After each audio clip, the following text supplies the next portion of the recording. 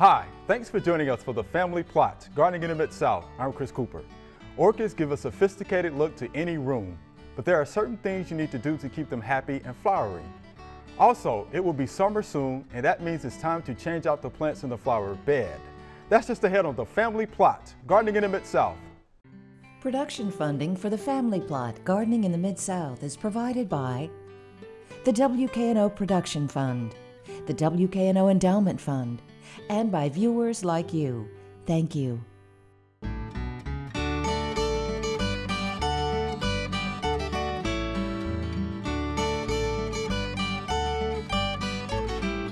Welcome to the Family Plot. I'm Chris Cooper. Joining me today is Randall Baer. Dr. Baer is professor at the University of Memphis, and Joellen Diamond is here. Ms. Joellen is the Director of Landscape at the University of Memphis. Thanks for joining us. Thanks for inviting me. All right, Doc, we're glad you're here. We get a lot of questions about orchid care. Yes. Can you help us out, please, sir? Yes. All right. I will. Okay. Today I want to talk about growing on grocery store orchids. Okay. Good. Which a lot of people buy and they soon kill them after they bought them. And they come to me and they ask, why Right. is it dead? Right. Okay. So I'm going to talk about how to care for this orchid Okay. after purchase. Okay. Okay, and actually while it's still flowering as well. So orchids like these mostly grow on trees in the tropics. Okay. Okay, or on rocks. They store water in pseudobulbs like these, or in fleshy leaves like these. Okay, when it rains in the tropics, which is a daily event, Okay. the roots of the orchid are like a sponge and they absorb moisture. The moisture is then maintained there and then it's transferred into the storage organs on the orchid, like the leaves or the pseudobulbs. Okay. So after it rains, the habitat dries out quickly and then the plant waits for the next rainfall. Okay, so each day the roots are wanting to dry out. So if we look at this orchid here, for example, this is a Chiloschista orchid. It's totally leafless. It Wow. has only roots and it stores all the water in its roots. How about that? If we look at this Angraecum orchid from Madagascar, it has big, heavy roots. Again, the same adaptation, storing the water in these roots after rainfall, then drying out during the day. So, having said that, orchids are kind of a bit like cacti if you think about it. Okay, they store water. Okay. Okay, they don't want to be sitting in water. So when you purchase this orchid from your local grocery store, it comes and it's sitting in this ceramic pot usually. Aha, look at that. No holes in the No bottom. holes. And it is potted in sphagnum moss, which retains a ton of water. Okay. Okay. So this is fine if you let this dry out between waterings. Okay, so if you stick your finger down in there and it's dry, it's time to water it again. Okay. So when it's flowering, it's okay to leave the plant in this medium and in this container, making sure you don't leave a lot of water in the ceramic container. All right. But what people often do is they overwater these, okay? And what that does is it causes these nice roots to rot, okay? And the crown of the plant rots as well. And then the leaves start to droop, okay? And people think Yeah. it's run out of water. It okay? needs more water. Needs Yeah. more water. But what's really happened here is that the roots have rotted off and the crown's rotted, so the plant can't actually take up any more water because its roots are gone. Okay. Once it reaches that stage, it's finished. Okay. Okay. So what we want to do then is after the plant flowers, okay, is to remove it from this medium and put it in something that will drain much better Okay. and be easier to water, so you're not going to overwater it.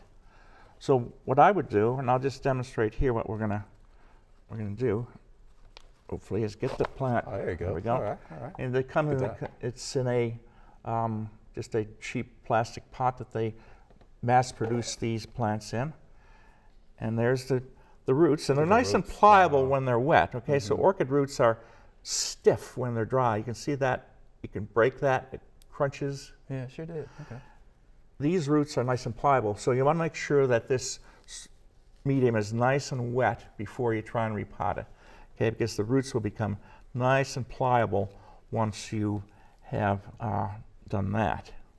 So I just remove all this sphagnum. So if you break some of those roots, is that okay? Yeah, Okay, that's fine. Okay. yeah, it's okay. But you probably won't break very many Okay.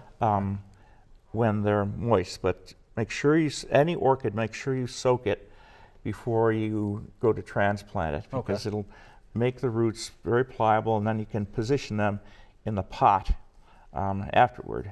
Oh, good tidbit. Okay. So I'm just removing everything in here. These plants are mass grown, and usually in Florida and Taiwan, and they grow them all at the same stage, so they know how to water them in a mass greenhouse. They water them every third day or something. Okay. They monitor the moisture very carefully, so they can grow them like this. But again, our tendency for us is to overwater them, and that leads to the death of the plant. Especially if you have a greenhouse, if you're growing these in a greenhouse where water gets everywhere, it's very hard to keep something dry, you know, when the pot next to it's just been watered. Okay. I Okay. So got you. Okay. yeah, so that's the other problem.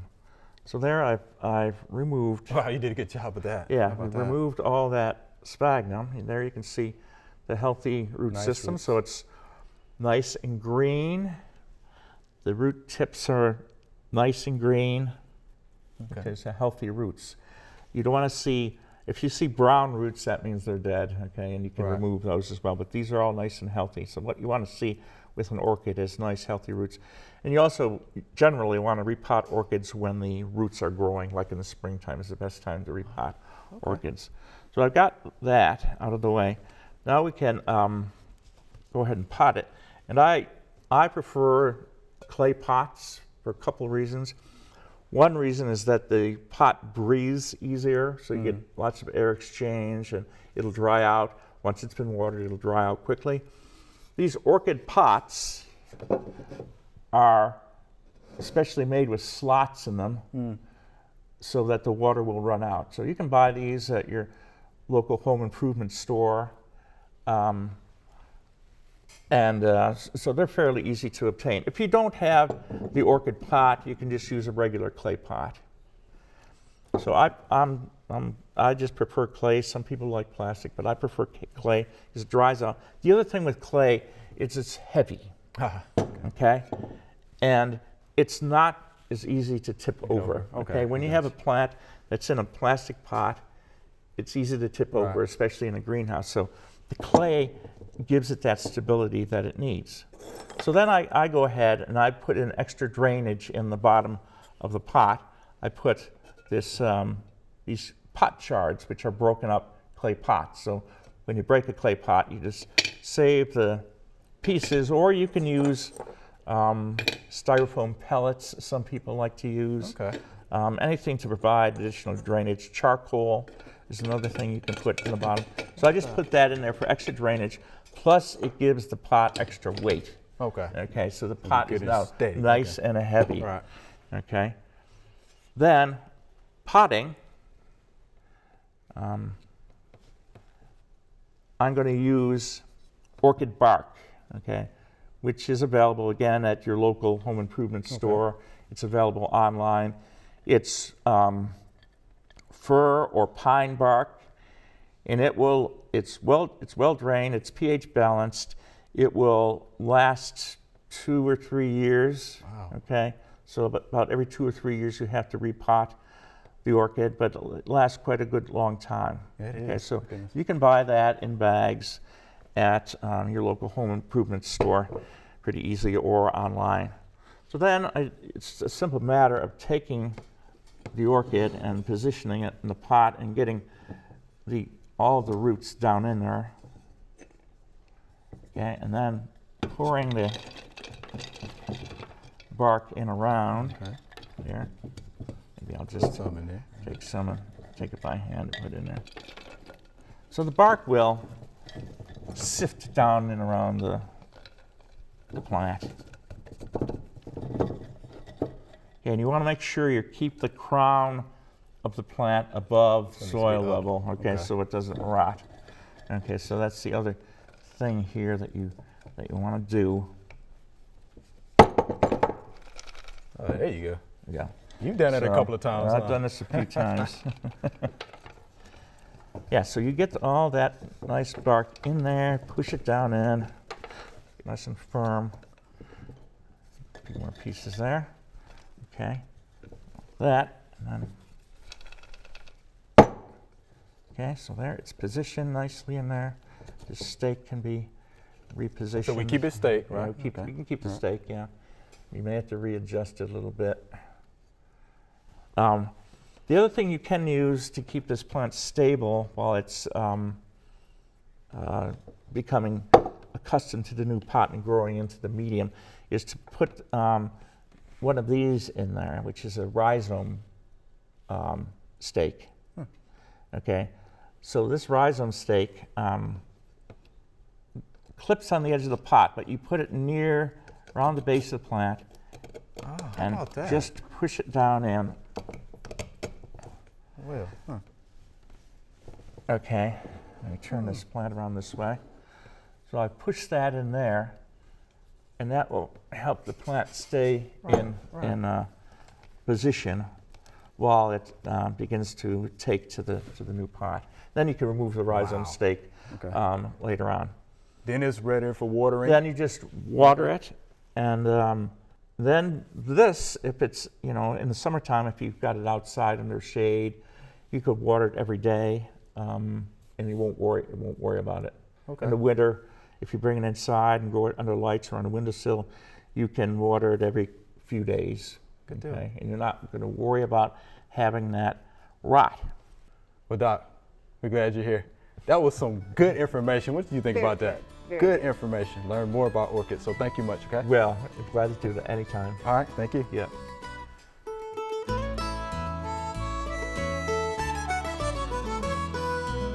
Wet feet. Yeah, most plants do not like what we call wet feet, and that soil, whether it's in the ground or in a container, that is continually wet and soppy, what we call soppy. I don't know if that's a real word or not, but I believe it is. But We can go with it. unless they're a bog plant or an aquatic plant, most plants do not do well with wet feet. All right, Jordan. So what do you think about our plantings? Wow, look at the Dusty Miller. They look good, don't they? That looks They're big. great. Yes, but you know what? Since they're biennials, they are trying to bloom. Okay. But we don't want them to bloom for right now, so we're going to cut them off. Okay. And what color would those blooms be? They would be yellow. Yellow. Okay.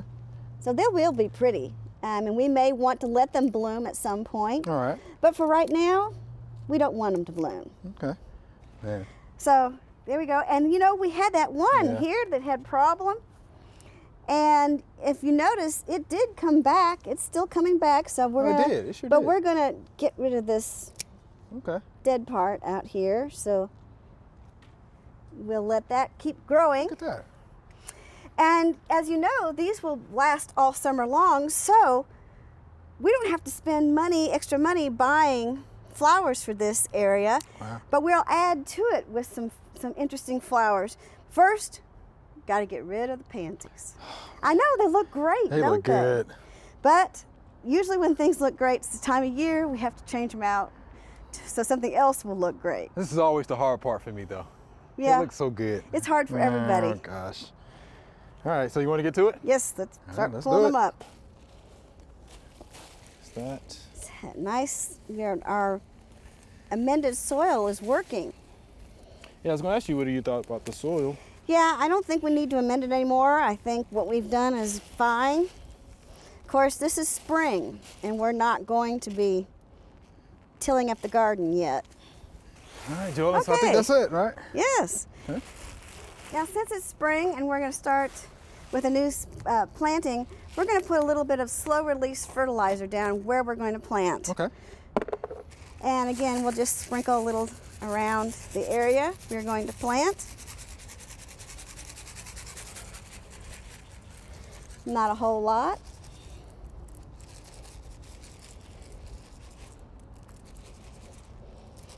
And the Dusty Miller will benefit from it too. Good. Very good. Now we'll get ready to plant our flowers. So what are we planting? Well, we've got some unusual plants this year. Good. We like that. We have what they call a bat plant or bat-faced Kufia. And if you see the face of the flower looks like the face of a bat. Cool. So that's where it gets its name from. And the most interesting thing about this plant is that hummingbirds love getting the nectar from this plant. Even better. Yes, How so about get some nice color and a benefit of feeding hummingbirds. Okay. What And a other cool pollinators. name as well, right? With a cool name. cool name. So we'll set a few of these out. Nice root systems. Nice root systems on them. Good. Not overly root bound or anything, so we'll just be able to plant those right in the ground. Okay. There we go. Good. Well, since we've got such larger plants, we're going to go ahead and plant these. Okay. You want a trowel or you got your own? Oh, I got my own trusty trowel right here. All right. We'll go ahead and plant these. Now, do we need to plant them up a little bit, or what are your recommendations? The top level of the plant needs to be at the soil surface, so Okay. just up to the plant. Just up to the plant. Mm-hmm.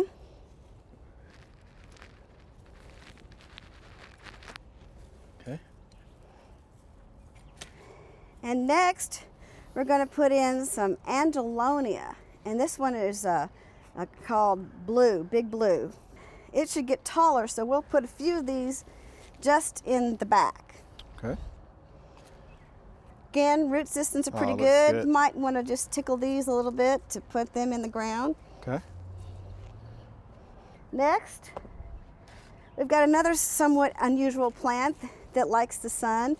It's a diamond frost euphorbia. Euphorbia. So, you know, a lot of weeds, you know, around here are euphorbias. That's right. So we know that euphorbias in general do well in this Oh, area. they do just fine. We'll put a few of these out. And then we'll go ahead and plant these, and then we'll fill in with red begonias last. So any insect or disease problems with these plant materials that Have we're you ever planting heard of today? euphorbias in this area having insect problems? No. No. No, That would be no. that's fun. You know, you go with the wildflowers. If you go keep with plant varieties that are similar to, and related to wildflowers, and you know, you can call them weeds, but alright. of the area, then you're pretty You're good. much going to be Okay. good with your plants. All right, so if you don't notice, we're kind of going with a red, white, and blue theme Okay. today. So we've got a lot of white, got a lot of blue. We're going to put a little bit of bright red color in with our red begonias. So when you're laying out plants, I mean, how do you determine where those plants should go in your landscape? Well, I kind of like to think of what their mature size will be. Okay. Not always 100% of the time, especially when you're dealing with annuals and perennials. I mean, you know that some of these are going to get bigger. Look at the Dusty Miller. Yeah. Dusty Miller has taken up a lot of room in our bed, so we don't need as many flowers as we were originally going to put in this Right. bed, because they're there. Okay. But when you're doing a landscape like we did on the property earlier, yeah, you got to take into account the mature size of those plants, because those are going to be more permanent than these will be. Makes sense. Not as many clogs as in years past, right? That's right. That's because we mended it, and now Mother Nature is taking care of everything and making the soil really nice for us to plant in. Okay, now do we need to mulch? Well, now we're done with that. They're mulched. We left the mulch that was already on the bed on there, and we pulled away some of it, and now we'll put that back. Okay. Well, now we will let those grow in and see how they do in this bed this summer. I noticed, all landscapes evolve, Sure. and people want to change things. And look, we've got this beautiful, gorgeous. It's a coral bark, Japanese maple, beautiful red Yeah, trunk looks and good. branches in the wintertime. Nice green chartreuse spring color, and they'll turn green. Very nice, but look how close this is to our bed. Pretty close. And maples are notorious for getting roots and growing very well. So we will see how well this tree does, because the better this tree does and the more roots we get into our bed, we may not be able to plant here in a few years because there'll be so many roots. That's right. But we'll just have to see. We'll just wait and see. And of course, the canopy is going to grow as well, right? Yes, it'll so it be might shady. So we'll have to go from sun plants to maybe shade plants. Okay. So we'll just have to see how things go. Yeah, not a bad thing. No, not a bad thing, just something different. All right, something different. Joanna, thank you much. Can't wait to see what this looks like throughout the season. I look forward to it. All right, thank you much. You're welcome.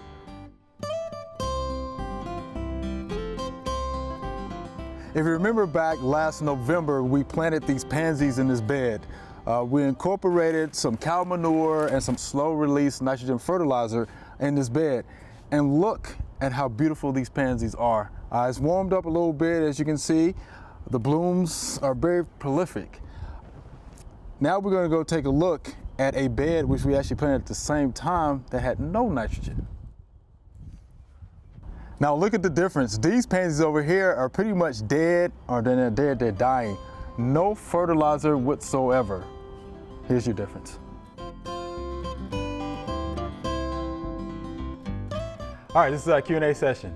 Doc, you jump in there with us, all right? You have something to say. Okay. Okay, here's our first via email. What causes the spots all over my bearded iris leaves? Well, I think you might know what that is, yeah, don't you? the thing is, you're going to have a problem with this when the disease is named after you. Oh, that's right. That's yeah, right. iris leaf spot. Iris leaf spots. Yes. Right. Yeah, and usually it doesn't really affect it, but when you are going to have that and you see it on your plant, you need to cut it out because it's only going to get worse. And when the leaves die down, you need to get rid of them and not just leave them there. Don't put them in the compost pile. You need to get rid of those because if it keeps on, it will. What it is, it's going to take away the chlorophyll in the leaves to be able to have the rhizome have enough energy to live and to bloom. So you're just taking away that, and it will eventually play itself out and die. So yeah, it might be too wet there because diseases are usually formed. The disease triangle. Yes. It must be a too wet of an environment because iris like to be on the dry side. They can have some good droughting. Yes, they do. Yeah. And if you think about, our situation with the weather, it's been cool and it's been Cool wet. and more, very, very good So- for fungal growth. Very good for fungal growth. Yes. Right. Could you use any fungicides? Yeah, I would say Probably could. Daconil would probably help Yeah, that. yeah, Sure would. Or any copper-based, Yes. fungicide Yes, may help yeah. as well. All right, and that should help correct your problem. So here's our next viewer email. This weed is growing in my flower bed. What is it? And this is from Dina right here in Cordova. So, I like weeds, don't you? Yes, you're the weed person. to go to. Annual fleabane, or some people call it daisy fleabane. I know this weed Me too. personally because it's in my yard presently. Mature state, it can get 3 to 4 feet tall. Okay, it's in the aster family, Yes. of course. Yeah. Reproduces by seeds. Yes. Beautiful flower heads, though. Yes. They could be white, Very they pretty. could be Pink. purple, pink. I've seen alternate leaves. You better get it while it's young and actively growing, because when you wait till it's about 3 or 4 feet, then It's harder to pull it up. it's gonna be hard to get it out, right? And remove the flower heads Aha. so you don't have any new seeds for the That's next right. year. If you That's keep right. on removing the flower heads, That's you're going right. to deplete the seed bank. Because they produce a lot of seeds. They and, do. And believe it or not, some folks used to say that you can actually crush up, the dried material, and it actually repels fleas. Now, I've heard that. I don't know how true that is, but I do know this: you can eat the young leaves. You cook them like a green, and you can eat they're them. kind of succulent. Yeah, so there you have it. See, it's not a bad weed. You can eat it. So Yeah, bad. it's not a noxious weed. No. Yeah. Now, but how do we control it, you think, Joel? Well, it's a broadleaf, so broadleaf anything one? that's going to get broadleaf like any kind of things with 2,4-D or something like that in it. dicamba. Yeah. Right. And it should knock Exactly. it out. So there you have it, Miss Dina. So flea bang. I like that weed. It's pretty good. All right, here's our next viewer email. What can I use to control cabbage loopers? They are wearing out my cabbage. And this is from Mike. So they're wearing out Mike's cabbage. So how do we control the old cabbage looper that does the loop-de-loop, as Mr. Deep would say, right? Yeah. Well, BT. BT. Real simple spray on there. Now every time, hopefully when you're watering your cabbage, you are watering, on the soil surface and not on the leaves, so Right. that BT will stay there. But when we get a rain event, you're going to have to reapply That's that right. BT. Good point. That's a good point. The adult moth, of course, flies at night. Not during the day, it flies at night. She will lay single eggs. Once they hatch, here comes the larva, starts to eat those irregular holes underside of the leaves. Can be real bad on cabbage though, because it can actually burrow into the head of the cabbage. But of course it attacks, everything in the cole family. Yes.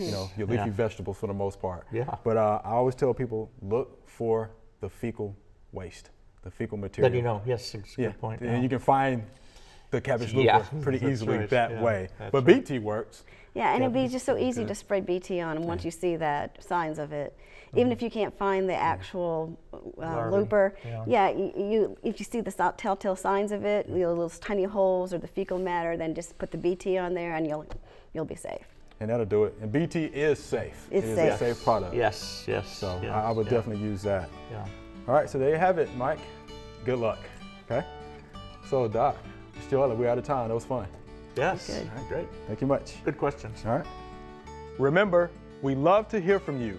Send us an email or letter. The email address is familyplot@wkno.org, and the mailing address is Family Plot, 7151 Cherry Farms Road, Cordova, Tennessee 38016. Or you can go online to familyplotgarden.com. That's all we have time for today. Thanks for joining us. If you need more information on orchids or want to learn more about the flowers Joellen planted, go to familyplotgarden.com. I'm Chris Cooper. Be sure to join us next week for the Family Plot, Gardening in the Mid-South. Be safe.